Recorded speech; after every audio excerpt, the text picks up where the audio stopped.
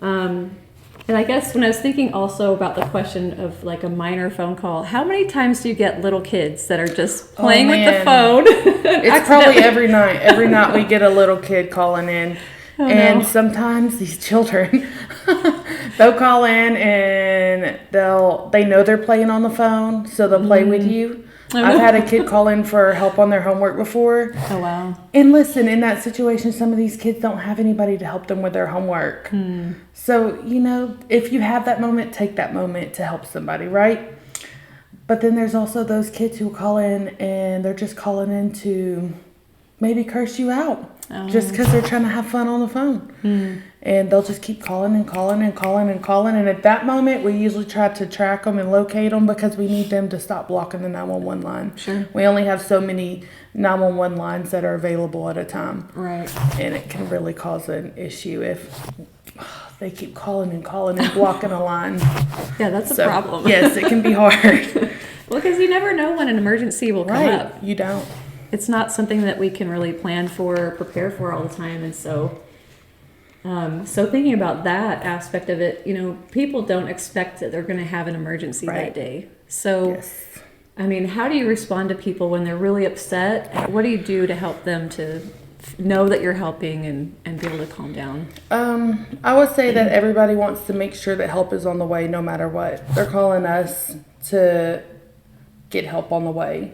We have a job we have to do. We have information we have to get. We have ways to help you. We're trained to how to help with different techniques to calm you down, to assist you while you're experiencing the most traumatic situation you've ever been through. But in that moment, I feel like the very most easiest way to get someone to take it down a level is to let them know help is coming. My questions are just to help the situation. So let's, just take a second. And you have to remind them that because it's very hard to know in that moment that it's not redundant to be asking questions or it's important to even be on the phone. Yeah. And it's really important to stay on the phone. Right. If you have that moment, because we're going to need that constant update on how the situation's going. Sure. Yeah, that makes sense. And also, I think, as you've learned in dispatching crisis negotiation, also for me as a life coach, what I've learned about like our nervous system, and when we're in a state of crisis and our brain has perceived a threat, we're now functioning from our lower brain that doesn't reason. It just is there to protect us and just respond very emotionally and physically instead of really using the intellect. So when you're able to calm them, then they're able to process and give you an answer. Because at the time when they're in a panic, they can't even tell you their name probably. They're just so worked up. So that happens a lot. It even happens, and I see it a lot in people that are nurses, or even, I don't know if I've ever spoken to a doctor or not, but first responders I've spoken to in a crisis, and you forget when you're in that moment experiencing that. Even me, if I were to have an emergency, I can honestly say I'm sure my brain is going to forget for that split second and react emotionally because that's what our brains are wired to do. It's supposed to do that. So yeah, it's supposed to be that way. That's how we can then react quickly to protect ourselves or someone that we're with, and so then it takes a moment to like calm that down, have that adrenaline kind of relax, and then your brain can turn on again. You can start thinking. And it's funny because this last summer, my family and I were driving in Utah. We're traveling cross country, and we came across a car that had a fire underneath it. I think they pulled over. It was very dry, very hot weather, and so a fire had ignited beneath this car that was stranded on the side of the road. And this young family was just kind of in a panic, and somebody else had pulled over, was helping them, but I was so afraid I couldn't drive past them. Right. Because I'm thinking Hollywood, like, it's going to explode. This car is just going to, massive explosion. So I pulled over, and luckily there was a wide shoulder, so I was on pavement myself, but I was just like, I cannot go. I can't go. My whole family's with me in the car. I can't drive, and I was so panicked also. And I'm watching this car, and then suddenly I was like, I have a fire extinguisher that we travel with. I was like, kids, get it out from under the seat. And so I called out to the dad and I said, here, I have an extinguisher. And he came running to me, and then the whole car just was engulfed. Oh, no. And so we looked at each other and looked back at the car. I was like, don't go near it. It's too late. Right. And it was heartbreaking to see the family just devastated by that loss, but also just thinking about how I got so afraid. Right. I couldn't go past it. And there were cars just sailing past it, 2-lane little highway, just driving past through the smoke, and it did kind of explode in pieces. We're going, and I was like, I just can't move. I'm frozen. Yeah. Everybody responds, and I think just because someone's having an emergency, you're going to have a lot of people around you that are also going to respond to your emergency, right? So if we have a major situation, a major accident, people are going to respond. They respond. Everyone calls 911 in a panic. Yeah, right. Because So I they're did also too, scared right. too. Like, we already And- got this call. We know about Yes. the fire. Yes. Like, okay. So it is. It's very normal and natural for outsiders to respond to your emergency Yeah. or their emergency. Right. And I think that's really neat too, that we do see just a natural desire, I think, a human nature to stop and help. Right. And I think Yes. you probably see that a lot, like Yes. a bystander. Most some people do Yeah. stop and help. Every now and Yeah. again, we'll get the person that says, I'm not stopping. I'm not helping. I Wow. just called and that's Just my want you help. to know. Yeah. Well, So, that's, yeah. Well, I mean, and that is a form of helping. Yeah. So they were able to call. Right. Well, I have a question right here. Let's Okay. see. This is from Terry. Thanks for watching. It says, do you feel like even as a dispatcher on the phone that you have to do anything specific to keep yourself calm and focused when assisting with major emergencies? Oh, yes. What do you do for yourself? What are your tips that you're like? Okay, so for myself, it's changed over the years. Myself now, today, I'm pretty good at taking a breath. That's like a major thing. Take a breath. Remember, I'm there to help them. I cannot react to their emergency. If I react to their emergency, it's going to make it worse for them. So the best thing I can do is to remind myself to stay calm, let them have their moment. Usually if you're on 911, I can get a rough ping to where you're at and then just go from there and remind them help's on the way and start from there. So really, honestly, it's to let them have their moment, me stay calm, then remind them that we're coming. And then you can react later if you Yes. need to. Yeah. Yeah, and I think after you do it for so long, your reaction, not that it becomes less. I still have emotional reactions to calls. There are some days that are really hard. I usually call my mom. That's the thing I do. I call my mom. I'm like, hey, Mom, I just want to talk, kind of debrief myself a little to my mom. And she usually just listens. So not everybody talks to someone else about a situation that may have happened. I know some of our people like to just read, get their mind off the situation and just read a book. I personally, I think I handle it usually pretty quickly.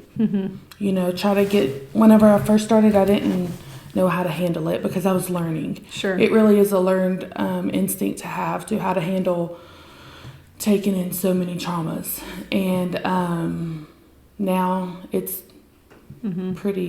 it's a lot easier to handle. It's probably not as surprising, and I Right. think that's probably one of the things that makes it harder is that when you're newer, this is a surprise to you. You haven't experienced this yet. Right. So you don't know, you don't have any frame of reference for yourself yet. But as you've been in it for 6.5 years, you've probably seen such a wide range of situations. Right. And then you're able, like, okay, I've worked through this. I've helped someone with this situation.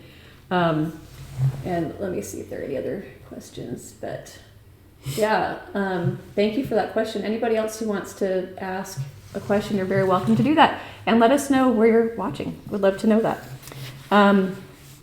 Let's see.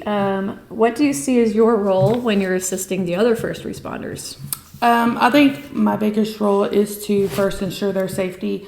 Second, and when I say ensure their safety, it is our job to make sure we can get a really clear picture of the scene so that we can portray that over the radio so that they know what they're coming into. Right. My second thing is to do my job, get the people on scene calm before my guys have to make contact with them so that we're at a level-headed state. That's not always the That's the ideal, right? But it happens. Yeah. And it's kind of crazy to think people do listen when you're like, hey, I need you to listen to me. Go to another room. I need you guys to separate. Sometimes you feel like a parent. Tell them, they're like, yes, ma'am. Okay, I'll go to a different room. And it really calms down the situation. So you have the ability to be able to really separate a situation before an officer gets on scene. Because when they're in that heightened, upset, extreme emotional mindset, they're normally not going to react to the officers in a calm manner because they're scared. And that's not what they would call it. But it is a form of being scared. Sure. And you have something going on. Yeah, that makes sense. So tell us a little bit about your role as a crisis negotiator. Like that, to me, that sounds so interesting too, because I'm like, whoa, what do you do as a crisis negotiator? What does that entail? And what got you interested in adding that to your tool? Okay. Being a dispatcher, I absolutely love it. And as a human, I think it's very normal for us to, not that something is not going to be enough, but I want more, right? I want the opportunity to be able to do more. I want the opportunity to be able to help more. I do not want to be an officer. I don't ever want to be an officer. So I'm like a lot of people, they'll be a dispatcher, then they want to be an officer. I don't ever want to be an officer. Kudos to the officers because I don't want to do that job. But our department offers the opportunity to let a dispatcher be on their negotiations team. And for me, and you could probably ask all my coworkers, I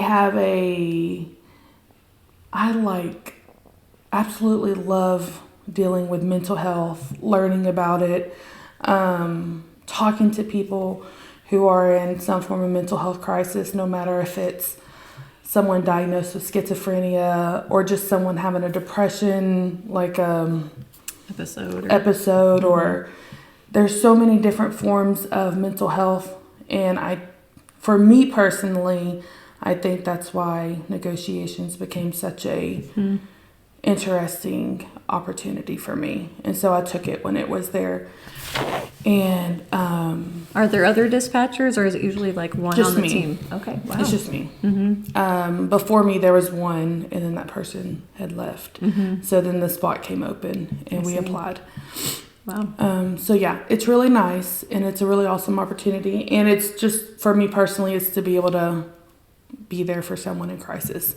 No matter if it's going to be, there's so many different scenarios you can go with when it comes to with negotiations. It's not always just a insanely critical incident. Sometimes it may just be someone just needing to talk. And with that, it kind of coincides with 911. Yeah. So the training I've received for negotiations has really helped me in 911. Oh, that's good. So yeah, it's really helped a lot. That's really interesting. So how often do you get called out as the crisis negotiation team? Here, is that frequent or? Luckily, let's say luckily. Luckily here, it's not frequent. Yeah. When we first got on the team, there was 4 of us, I think, that were new to the team. We had back-to-back incidents that we were responding to. Our surrounding counties would use our team. And it was really, for a learning aspect, it was really nice to be able to learn, see how to do we have a lot of equipment that has to be worked with.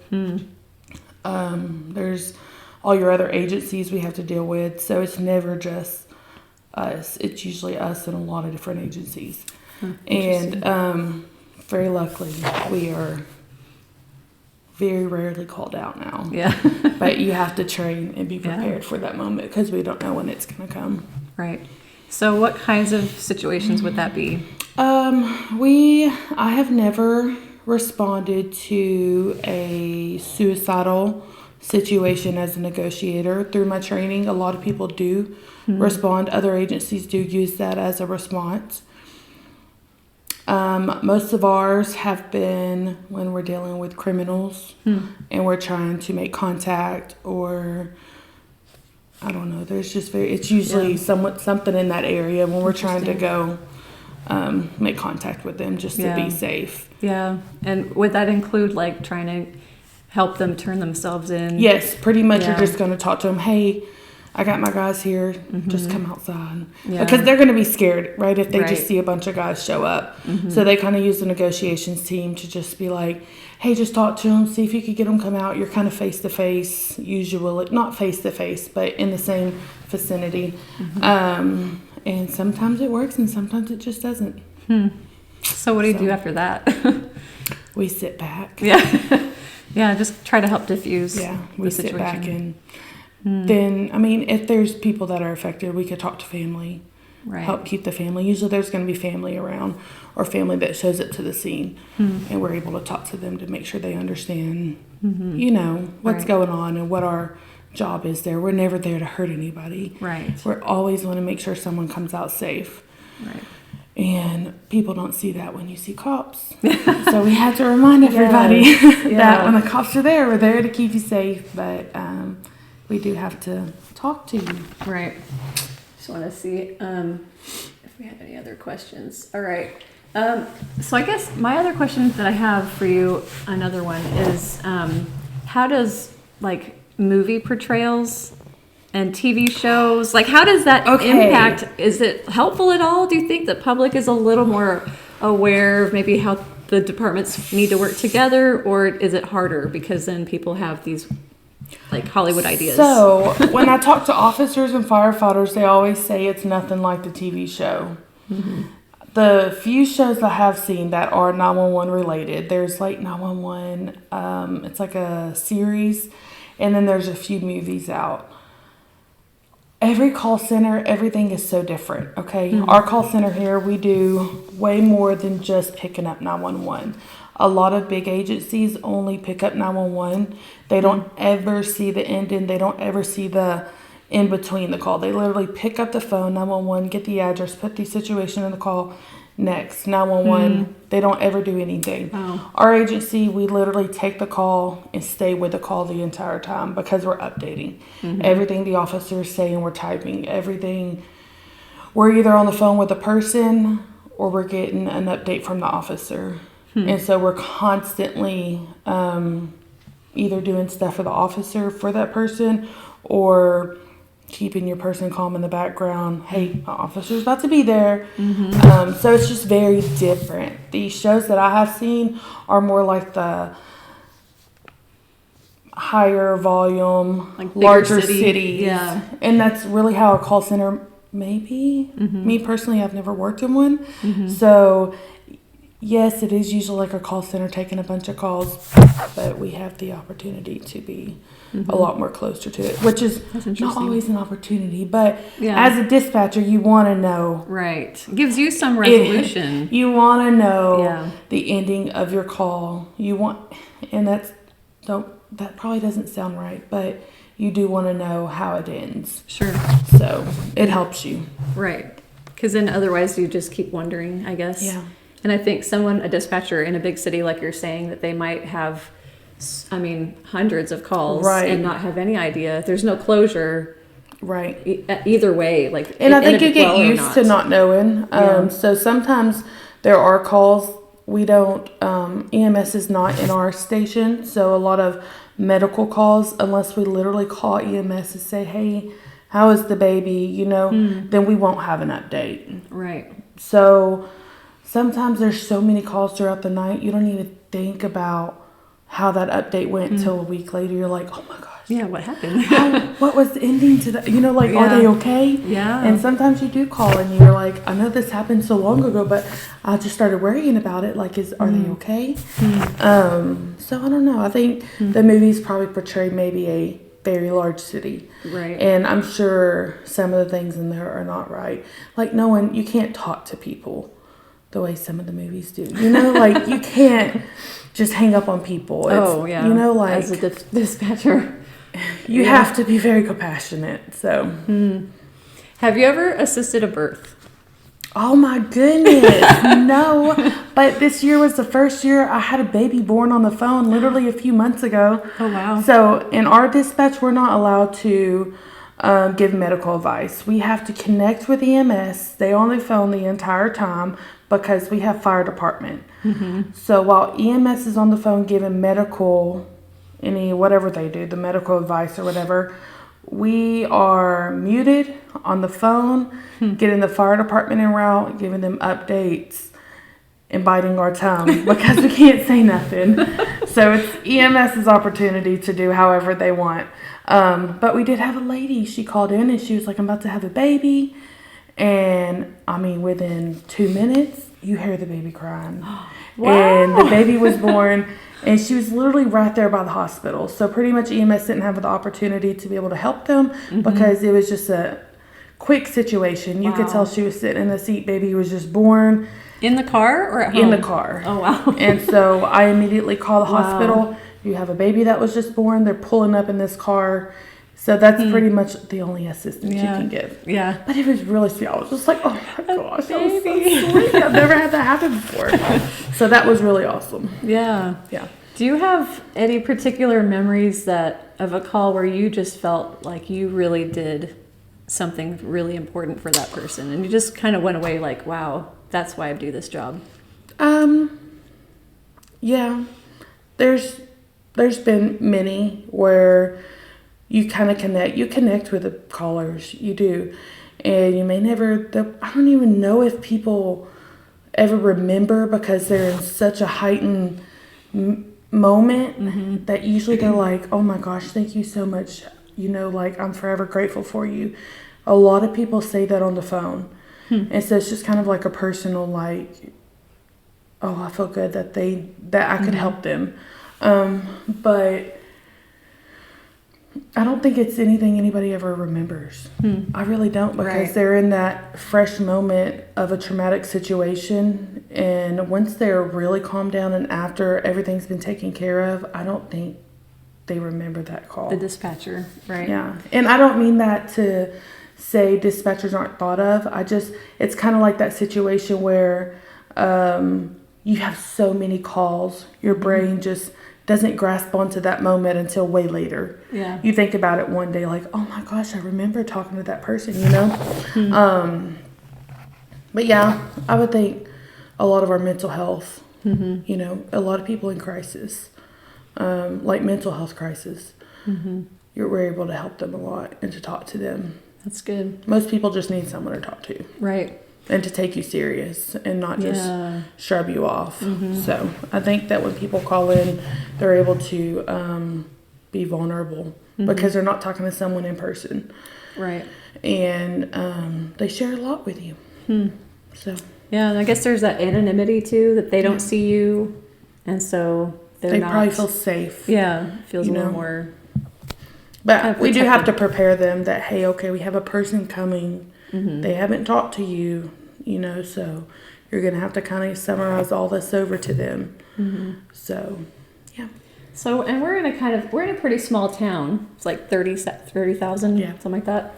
So, like how many calls come through on a day, 24 hours? Because I have no idea. So it's fun to hear this information. Like I have no frame of reference really. So if you go by like call volume, like maybe last night or the night before, I was looking at the report and they had 53 calls for service, and that's just in the city, and that's not the amount of 911 calls that come through. So not every 911 call creates a call for service. We have a lot of missed dials, a lot of people honestly accidentally dialing. Of course, we send someone to anything that's suspicious or a landline. If you call from a landline, you're getting an officer at your house no matter what. So I don't know, throughout a 24-hour, I would say, I don't know really. I would say less than 200. Wow. But maybe more. It's just we don't generate a call for everything. Sure. Some things we can do over the phone. Yeah.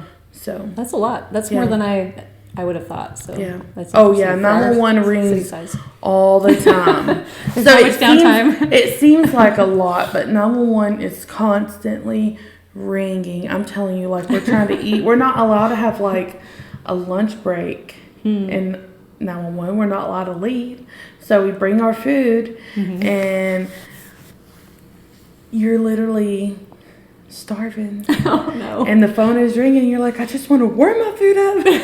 And you're trying to eat your food, and you're just like, oh my goodness, okay, now go to 911. And you're just trying to silently swallow your food, like it's not happening. Right. But it's something we have to do because, whether it's you're thirsty or hungry, it's just a part of it. And, Yeah. we have time to eat. Sometimes it gets where you don't say quiet in the room. You don't say quiet. You do not say it's slow because it jinxes it. And so what a slow night. And when then it rings. when it's down for a moment, it's like, all right, go cook your food. Yeah. Come on, eat. Yeah. So Run to the bathroom really quick. yeah, we're all really used to Yeah. eating super fast too, and everybody says that with their families. Yeah. But everybody knows Slow they're down. like, slow down. You're like, it's just natural. You have to eat so fast. So There might be a call. Yeah. You're off duty right now. yeah, So how long are your shifts? usually 12 hours. Wow. 12-hour shifts. So yeah, we have like our newer people. Sometimes we'll put them like on a shorter shift. They'll work shorter shifts but more shifts, Right. and sometimes it's better for them to get more acclimated to it. Sure. But normally it's a 12-hour shift, 6 to 6. Yeah. So that's a pretty long time to be just handling call after It call is, after call. and sometimes you just go outside and breathe in the fresh air, and it makes a difference. Breathing in the fresh air makes a difference. Yeah, for sure. Sometimes you have to tell someone, go step outside. Take a Kind of moment. help each take other a out. moment, step outside, because we're Yeah. all in different headspaces. So Sure. like, whether we know it's a serious call or whether it impacted us or not, sometimes we don't realize it impacts you. And they're like, hey, something's going on here. Go out, go walk. Yeah. Go take a walk real quick. You need it.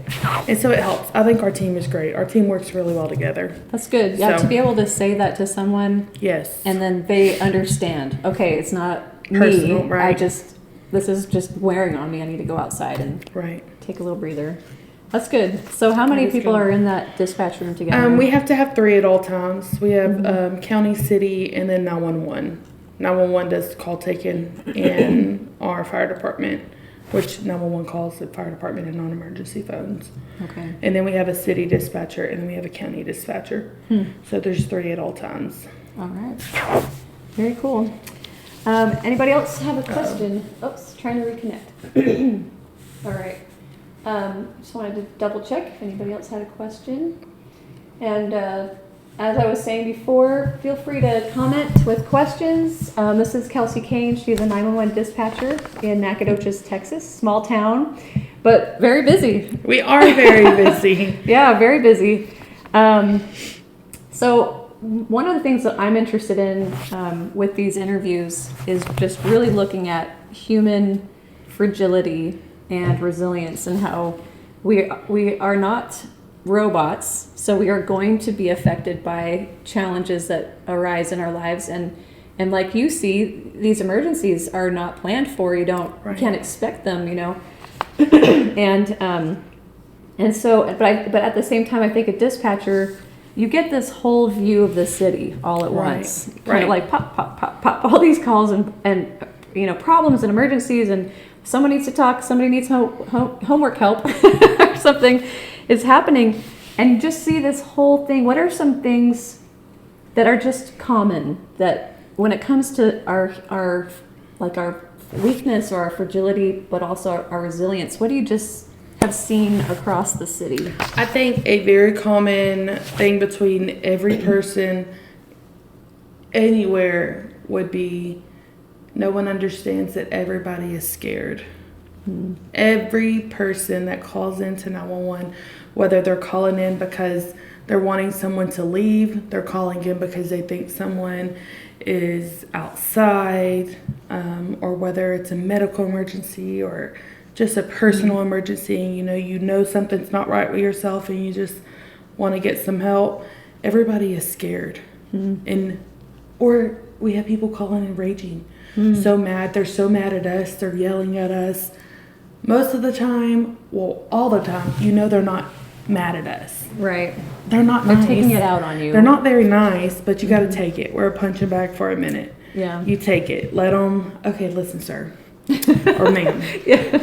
You know, I see that you're very upset. Right. And we don't tell them, I guess You're we out don't of tell line no, yeah, never. I mean, there are times where I guess if you're just cursing someone out, you can't get it. Sir, I need you to just, please don't do that to me. I need to be able to help you. Or ma'am, whatever.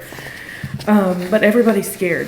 And I don't think there is I think that's what makes everybody, we're human. Right. And everybody's scared. You call 911, it's because you're scared. And people don't take that into consideration, and they won't ever probably admit to that, but they call 911 for help for a reason. Yeah, for sure. And that's what we're there for. We are there for if you are scared. If you're scared, you need help, call 911. Right. And we teach that to children so that if they are the one seeing the crisis unfolding. We have a lot of children who have called in, hey, my parent is beating my parent, or my parent is screaming in the room. And that's happened a lot. Kids have helped a lot of situations. Wow. So it's really nice to see that they knew what kids to do. are learning. Yeah. Yeah. If we can just get everybody to know their address. Everybody needs to know their address. Yeah, especially kids. Yeah. If you're traveling, make sure you know what road you're on. Right. Because if there's an accident, we have towers. Your phone is probably going to ping, but there are chances that it does not ping correctly. And it's going to make your response longer. Right. We're in 2024. Yeah. Okay. Yeah. The world will enhance those abilities one day. But it's so important to know where you're at, where you're going, which direction you're going. It helps a lot to know that information. That's true. That's a good point. And I guess when it comes to that overall view that you have of people, and I like that you're helping us to understand everybody's afraid. You know, everybody's dealing with some sort of fear. And so that can help you be compassionate. Yes. And then what do you see as kind of common in how people kind of come up through that, come out of that fear? What have you seen that kind of helps pull people out of their fear to be able to work with you? Honestly, everybody wants to know they're heard. Everybody wants to feel validated. And when I say feel validated, everybody wants to make sure they are calling for help and help is coming. Right. So there are many times where you're listening to somebody and they have not said they are coming. Right. And you just hear them keep on going on. Ma'am, I just need you to calm down. I just need you to listen to me. Remind them the cops are coming. You have to remind, remind them the cops are coming. They just need to know that. And we're not even on the phone with them, right? But you have to help each other because sometimes you may forget it. But that's the number one thing. You have to remind them they are coming. Right. Because they don't understand that. So I feel like that would probably be it. Well, and that reassures them so much. They definitely need that. Professional help is coming. Someone else who can step in and help with the situation. So just to kind of wrap up, what is a message that you would want to share with people that can help them ahead of time, store this information away so that I can be resilient during a crisis? So what we want answer is not going to be the answer that's going to be able to happen, because we've talked about how our nervous system, our bodies are made to react in a certain way. So the easiest thing for help to get there faster would be take a deep breath. Remember, when you're on 911, they are en route immediately. As soon as we get that address, no matter what it is, we already have cars coming your way. And to remember that versus calling 911. So many people call 911 and are just screaming. And sometimes it goes on for 5 minutes and they can't hear you because they're screaming. And in that sense, we have everybody coming. Right. But we can't protect our own or make sure you're protected because we don't know what we're coming into. So everybody is going in knowing something's wrong, but we don't know what's wrong. And I know I'm not in EMS, but I know from their standpoint, they have told us many times that the way they respond their trucks, each truck has different types of professionals who can do different kinds of emergencies. So it's so important to know what kind of emergency they're dealing with to make sure they get the right, specialist or whoever en route to be able to help them. But yeah, I think the only thing to have everybody do is to, when you're calling 911, just know they're coming and to just take a minute, even take a deep breath. And that's not something you can remember, honestly. It's going to take a second for you. I think that's something we're always going to have to remind someone is, listen, I need you to breathe for a second. Help is coming, but I need you to tell me what kind of emergency are we dealing with. Right. That makes sense. So yeah. And and I've also understood that when our brain does signal there's a danger and sends that chemical release into our body, it takes 90 seconds for that chemical to run through your whole body, and then your thinking part of your brain can kind of come alive again, kind of wake back up.